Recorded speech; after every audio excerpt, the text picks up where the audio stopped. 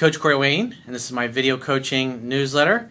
And the topic of today's newsletter is going to be Becoming an Awesome Catch. Well, I've got two emails that I'm going to go through with you today. The first one is a guy who found my work sometime around April of last year. And he, like most people, I'd say at least 90% of the people that find out about my work, they find out after a relationship went sideways and he was trying to figure out what the hell went wrong. So he just got to a place in his life where he's like, I'm tired of this shit. I'm tired of fucking up great opportunities here. I have to figure out what the hell I'm doing wrong. And that obviously led him to my work. And so he shares where he is right now. He's been dating, I guess for about the past month, he's been dating the kind of woman that is like his ideal woman. The second email is from a guy, I've been coaching him for a couple of years now. And he actually does this professionally. His background is in psychology. And he's a very successful therapist, psychologist from Europe. And when he first came to me, he was in a marriage that was an unhappy type of marriage. And I've probably done maybe 10 emails, 15 emails of his in previous newsletters over the past few years. So you can see his progression to going from a guy who was settling and was just... he was kind of phoning it in. He had kind of given up on what he really wanted. And now the kind of shit that's going on in his life, it's like he can't even believe it's happening to him. So both these are two really good success stories that I want to share with you. Obviously it being a Monday. And what better way to start the week out than people who have learned the things that I teach, are applying it, and are getting great results. So I have a quote that I wrote, and then we're going to go through the first guy's email. And the quote says, in order to reach your full potential, you must first be willing to let go of all of your preconceived notions of who you and what your limitations are. The beliefs that we hold of ourselves determines the type of walls and barriers we will consciously and unconsciously erect in between what we are right now and what we are capable of becoming in the future. If you see yourself as an unlimited being capable of learning, practicing, refining, and perfecting anything you have a compelling enough reason to become, you will give yourself reasons to take action and find the time to make it a reality. If you choose to see yourself as a limited being, your capabilities and comfort zone will contract to the point that it saps your happiness and will to live. Your focus, attitude, and actions determine your destiny. So what I like about both these guys is they both have, because no matter where you are, if you've got an area of your life that you want to change and it's not going the way you want it to, the only way you will change it is if you get to the point where you, in essence, have hit rock bottom, if you will. In other words, you've gotten to a place where you're just like, that's it. I'm tired of being 100 pounds overweight. I'm joining a fucking gym. I'm getting a personal trainer. I'm changing my diet. Whatever. I hate this fucking job. I'm going to get another job. I've got to find something better than this bullshit. For those of you that are looking to change your career or to change your job, Google Corey Wayne, how to get any job you want.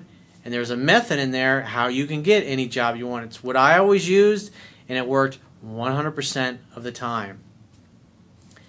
But the idea is, back to what I was saying, is that until you get to a place where you're just like, that's it, enough of this, in essence, you'll keep making excuses. So in other words, it's like something's got to get to a point in our lives where it just sucks so bad that we just can't tolerate it sucking anymore. And that's where both of these guys have gotten to.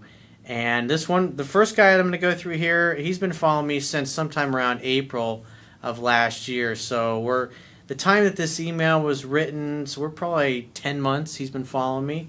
So he's made tremendous strides in that period of time. The other guy, I've been coaching him for about 2 years now, I guess it is. So let's go through the first guy's email. He says, Dear Corey, please accept a big thank you for what you did for me and keep doing it because the things that you teach are extremely accurate. Well, like I've said countless times over the years, even if you think I am totally full of shit and I don't have a clue what I'm talking about, read my book, apply what it teaches, and you will see that it will work for you. Time and repetition. It will get you there. The hero of this story is a 33-year-old, small-town, good-looking guy from Italy who 3 years ago decided to move to China for a better job in life without knowing the language or anyone. Well, that takes some big fucking balls to move to another country where you don't know anybody and you don't speak the language. I mean, that's baptism by fire. Hey, go big or go home. This year has been the toughest one, but now that it's almost over, I realize that it was for the best. Well, like Tony Robbins says, your comfort zone is where you are most uncomfortable. In other words, when you stretch outside of what your current comfort zone is, or your current perception of who and what you're capable of being, that's where you grow. That's when you, the more you can become okay with things being uncertain and you being uncomfortable, whether it's learning new things or like this guy, learning a new language and living in a different country, learning a different culture, you really will grow fast in those type of situations. He says, back in April, I suffered from a very bad breakup which hit me very deep.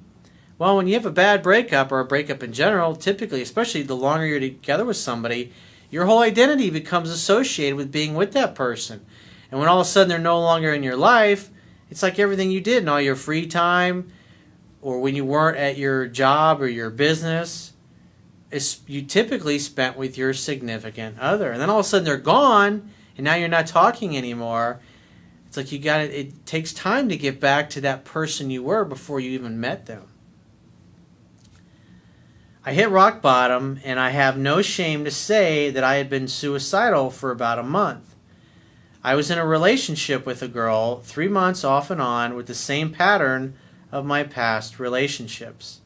I've never had problems getting laid, but when emotions were engaged, I always lost my center, turned myself into a pussy, and drove girls away. This time was harder, though. And so you notice what happened. He's experienced a lot of really intense negative emotions. It's like he hits that rock bottom, if you will, where he just realizes, here we are all over again. Another relationship has ended for the same reason. And I remember having that epiphany back when I was in my 20s, thinking to myself, here I am, once again, the girl that I wanted just blew me off. I got 2 dates, and now she doesn't want to talk to me anymore. What the fuck am I doing wrong? I can't tell you how many hours I spent contemplating that in my 20s. And it's like whatever you focus on will expand. And when you realize that something's not working and that you need to expand your knowledge, that's when you start looking for solutions. That's when you realize that you're not going to keep doing what you've always done. Because if you continue doing what you've always done, you'll continue to get what you've always got. We always had wonderful sex until the last day when, after, ironically, the best session of the Indoor Olympics, she just left saying, I don't want to see you anymore. He's feeling pretty proud of himself, just had the best sex he'd ever had in his life, and she says, well, I don't want to see you anymore. That's a real ego booster. Thanks, honey, appreciate that. I had a guy that I knew years ago. I met him through back when I was in Tony World of Platinum Partners. And he had this girl that he was dating, and she was really beautiful. And he was kind of overweight and out of shape, and she was like in shape, really hot-looking girl. And he was telling me that they were having sex, and she just got off him and just was like, at the end there, and he had no idea. He didn't even see this coming. He said she looked right at him and with all serious and just said, I can't do this anymore. And she broke up with him as he's laying there naked with just love juices all over him and his bed soaking wet. And she packs her shit and she's like, I can't do this anymore. See you later. It's really great for the self-esteem if something like that happens. But those are the kind of things that make you go, what the fuck? Because if you ask the woman why, 9 times out of 10, she's not going to give you an answer that's going to make any sense. Because she doesn't want to hurt your feelings. That's where my book can help fill in the gap. After that, I did the best I could to text her out of my life. And guess what? It worked. So you chased her out of your life trying to get her back, I would assume. I was devastated again. This time, I was alone and far from home and friends, so I could rely on myself only. Well, that's what I teach. I teach self-reliance. Because at the end of the day, the more you can rely on yourself and your ability to create the life and lifestyle you want, the happier you're going to be, the more you're going to feel like you're in control of your own destiny, and the more over time your life is going to match your ideals and your fantasies for it. I told myself that I had to figure out what I was doing wrong at any cost, and there's the rub. He just said, "This is it. I'm figuring this shit out. What I'm doing is obviously ain't fucking working." And I came to that realization as well in my 20s. So I've only been through hell, and I made it to come back, covered it in blood of the monster I had to slay while finding my way out. At the beginning, for instance, I couldn't ever read the second part of your book without getting feelings. I'm now in the 12th reading. There it is. Once again, we have another success story. We haven't even gotten to the meat of it and the good stuff. What is he? He's read the book 12 times. The best success stories are always from guys that read 10 to 15 times. Repetition's the mother of skill. When you read the book backwards and forwards that many times, it gets to the point where you know it so well, you don't have to think about it.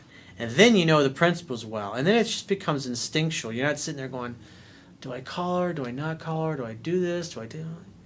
You're not thinking like that. You just naturally, instinctively can look at this situation, size it up, and you know exactly what to do. And it comes off as being natural without any game playing.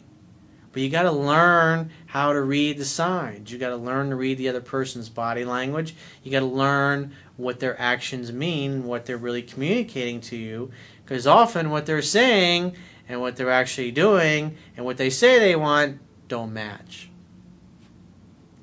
I watch your newsletters daily when they come out. I surf your website and other websites. I read books from the so-called manosphere and so on. I started a huge improvement in my job, my house, my looks, my nutrition, exercise. I got a leather bracelet inspired by a video of yours with the initials BTFJB. And that stands for Be the Fucking James Bond. Well, obviously he probably got that. There was a guy, I think he was a massage therapist. He probably a year or two ago, I guess it's been since I did that video. He said, the name of the video is called What Would James Bond Do? And this guy got a bracelet that had WWJBD. Stood for What Would James Bond Do? His is a little different. And he says, I painted in black the fingernail on my forefinger. It works like a charm for me. And most of all, I changed my mindset completely. So it sounds like he painted one of his fingernails black. Who is it? Mystery or one of those guys that's in the seduction community. They do things like that. I think they call it peacocking. It's something unique. It's different. It gives a girl to go, oh, what's that? Just like a tattoo. What's that? In the last 6 months, every minute of my spare time was allocated to my improvement. While applying all these new things, I had several random successes, yet incredible to all of my friends, but it wasn't enough. Saturday, 3 weeks ago, I was at a club with some friends, including a hot, engaged lady who was all over me, and I noticed a group of 3 girls coming in and sitting at the bar. I went to the restroom to check them out, made eye contact with the hot target, and she smiled. I came back, took my beer, and I just went over there and started a conversation. Nice job. You saw what you wanted, and you went after it. That's the important thing. You took action. Remember, attraction's not a choice. At some point, I told her, you look awesome. I want to take you out for a drink next week. When are you free? I've heard that somewhere. Looking in her eyes with a James Bond look, she said, now notice how her response. I have a marathon on Saturday, so I can't drink next week. I replied confidently, okay, we can do the week after. She smiled submissively, and while taking out my phone, I said, "Give me your contact info." It lasted all of 5 minutes. I said goodbye to her, then I went back to my friends and the other girl. 5 whole minutes he spent with this girl in a random nightclub. He didn't sit there for a whole hour all night long buying her drinks. It was obvious she was digging him, the way she engaged, took his phone, put her contact info in there. But if nothing else had happened that night, you say it could go either way. You don't really know what you don't know. And this is why what happens next, you're going to see one of the reasons why you get if you get a number like, say, on a Friday night, you're going to call probably Monday, Tuesday. And the reason you wait is you want it to have a positive effect on her attraction level. Also, when you call her, does she remember you when you call? And if she remembered you, what's her attitude like? Is she glad you called, or is she pissed off that it's been 3 or 4 days? You have to put the other person on probation as well. Just because she's hot and beautiful and charming at first doesn't automatically qualify her as your girlfriend. So notice what happens next.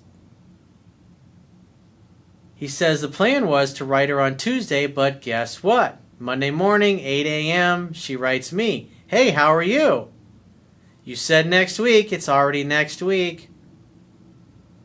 What does that tell you? Definitely a high level of attraction for him. She already liked him. Now she's making it easy. He wasn't crawling up her ass and lighting fires like most guys would have been doing by now. He was taking his time because he was genuinely busy. He had every intention to get in touch with her. I think it was Tuesday, Wednesday. But because he was patient, she reached out first. Makes it pretty easy. He says, "I couldn't believe it. I set a date for the following Saturday night right after the marathon. I picked her up, we went for a drink, and then walked to dinner. On the way, since all the signals were there, I kissed her." See what happens when you're prepared? See what happens when you read the book 12 times? It's pretty easy. No real guesswork here. Just totally textbook. She kissed back, of course, and we had a great night. I could feel that she was ready for the Olympics, but it wasn't possible because she had a friend from another city staying at her place for a few days. Still, she chose to meet me.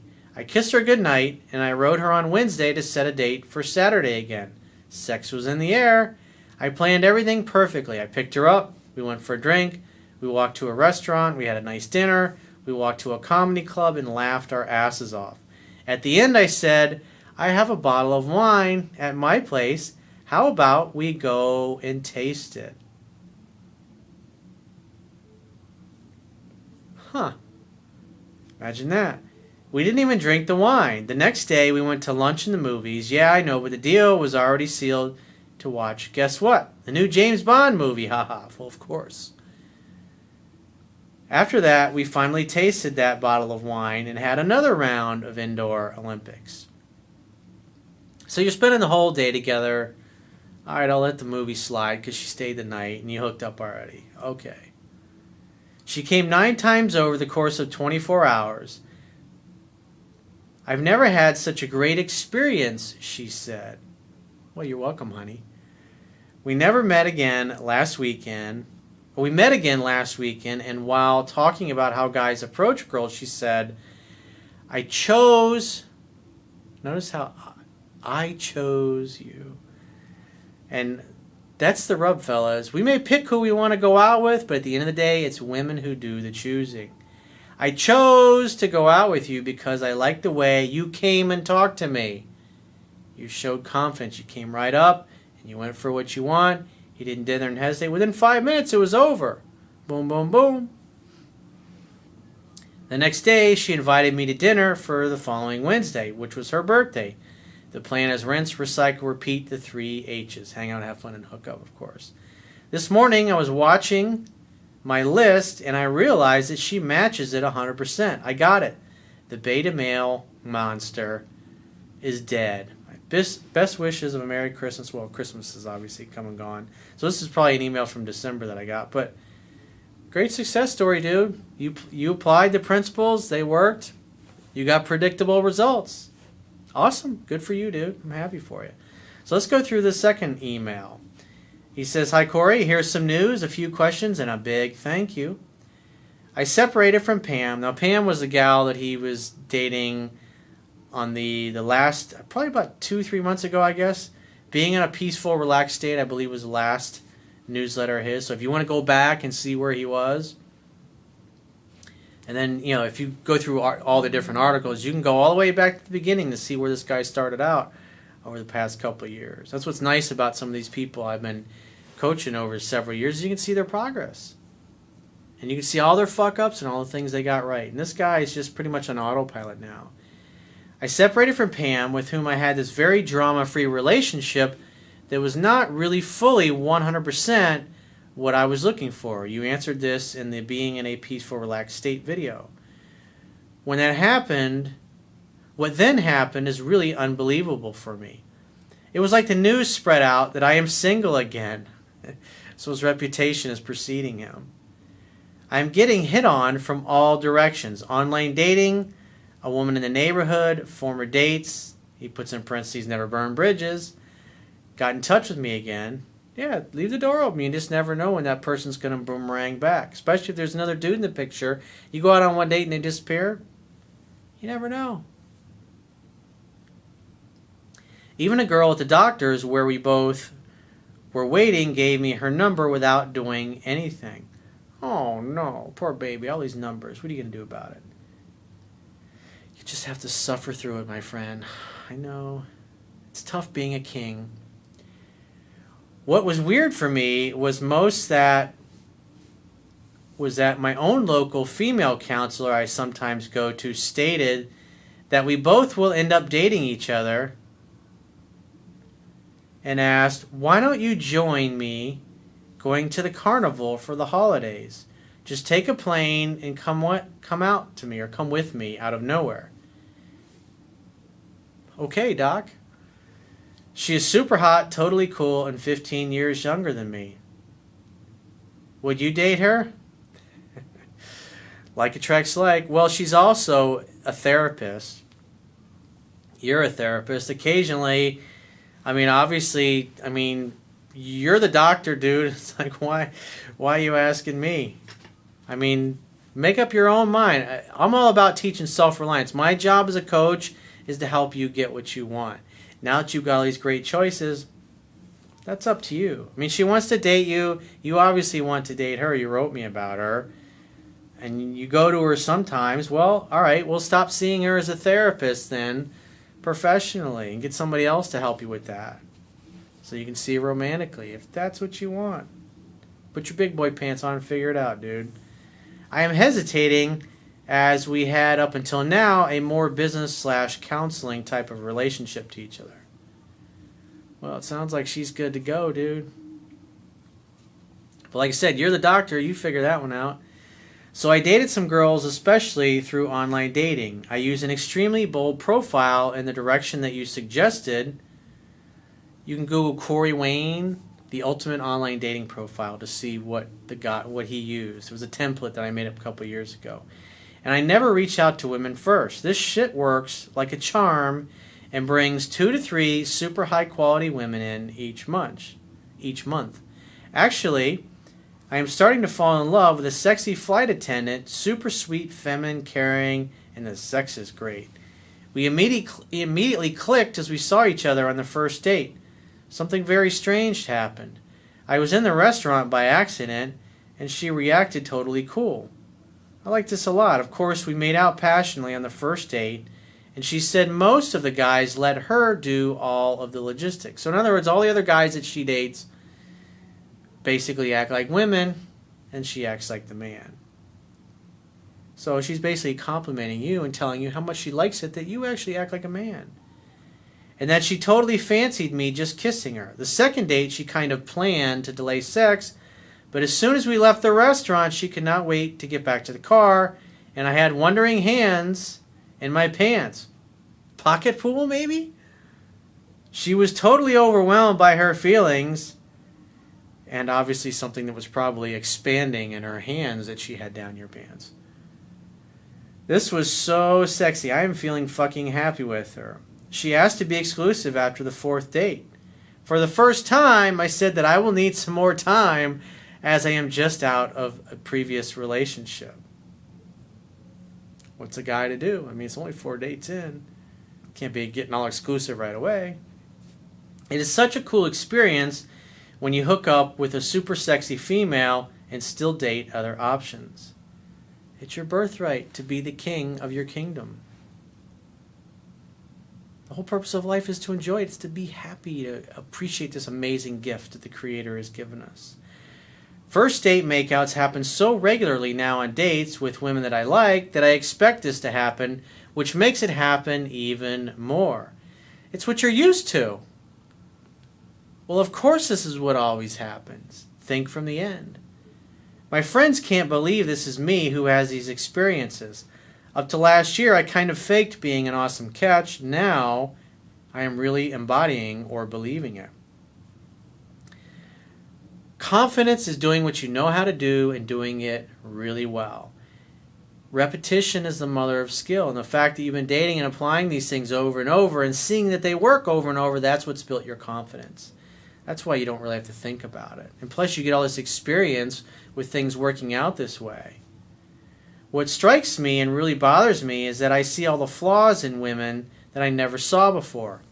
I thought they all had their shit together, but it seems to me that there are also the 3% women and the rest that is to some extent fucked up, weak, clingy, bitchy, just wanting to lock a guy down in their plans or whatever. Yep. I wrote about that in my book. I told you it was going to happen. It's like, because you grow so fast when you apply the things that are in my book, and you go from feeling like you don't have any options or success is hit or miss to being able to get the best of the best. It completely changes things. Maybe more than 3%, but I am really stunned how insecure and shitty a lot of women react. Even my last girlfriend, Pam, was very hurt because I left her, which is understandable, but she burned all bridges and sent me a nasty SMS text 2 weeks later. So I am in abundance with girls, but I have problems trusting them because I think in the end they will show their weaknesses sooner or later or just trying to lock me down. Take your time. Just as long as you don't commit to anything you're not interested in. On top of that, I get sort of a fan base due to my YouTube videos and newspaper articles in my region where women start reaching out because of that. How do you handle this? Take your time and make good decisions. The idea is that you get choices by applying the things that I teach, and then it's up to you to decide which ones you actually want to spend your time with. The key is, especially if you got women hitting on you on YouTube or social media because of what you do for a living, if they're following your videos because they're trying to overcome something, well, there's a good chance that they're fucked up, so you just got to be careful with that. Make sure you take your time and talk to them up front before you ever get together in person, if you're going to date some of your groupies, if you will. Then there is this phenomena that you could always set new goals. I experienced that I can get girls in their 30s. Now I am curious if I can date girls in their 20s. Yep. Is there ever an end to this? There's always another level, dude. You can never stop growing. You can never stop evolving. The next thing is that I kind of lose touch with my friends. What I do and experience is so out of their daily life that they kind of detach from me and do not like listening to me. Unfortunately, that's part of the side effect of being successful. You're going to leave other people behind. Of course, I make new friends, but I am so outside of my comfort zone that it sometimes feels like living on another planet. Welcome to my world, dude. Sometimes you feel like an alien and you're like, what the hell? It's never crowded along the extra mile, dude. I worry a little bit if I were ever feel totally at ease again. Do you think this comes back one day? It levels out at some point, but the reality is you realize who's really in your corner and who's not. And your circle of friends tends to get smaller the more successful you become. My kids are fine with me, and my ex-wife is still super bitchy and egocentric. She is really the prototypical woman that I do not want to give one fucking minute to anymore. Keep up your great work, Corey. So basically the place that you're at right now is you're faced with, because think about the word lead. What does the word lead mean? It means to go first. And so if you're sitting here watching this video, you're typically in your peer group of people, you're usually the one that's 5, 10 years ahead of everybody else. And the true measure of a leader is not how many followers they have, but how many leaders they create.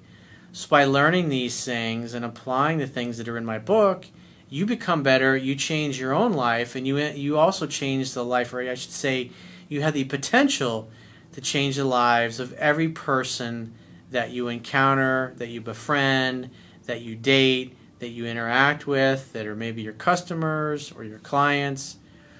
The idea is that people that are open to being helped, help them. But those that aren't, or they want to argue with you, just don't waste your time. Because it's like, if you remember the first video, the first email that I went through today, that guy got to a point where he's just like, enough of this. And so when you start really becoming successful with the things that I teach, like these guys have, not everybody in your peer group, your social circle, or your family is going to be open to it. Spend your time helping those who are open to it, and the rest of them, just don't waste your time. Let them go ahead and beat their head against the wall. Because all you're going to end up doing is arguing with them and wearing yourself out and thinking, what the fuck? Trust me, I spent a lot of years trying to change people that were in my own life that were just not open to it. And it's a lot easier, it's a lot more rewarding to try to help those who are open to it, and continue to find like-minded people who want the same things, who have the same goals, who have the same values. But like Wayne Dyer said, it's never crowded along the extra mile. It's lonely at the top. When you get to the top of the mountain, you realize how few people are at the same place that you are. So if you'd like to get my help personally, go to my website, click the products tab at the top of your screen on any page, and book whichever coaching option works best for you. And I will talk to you soon.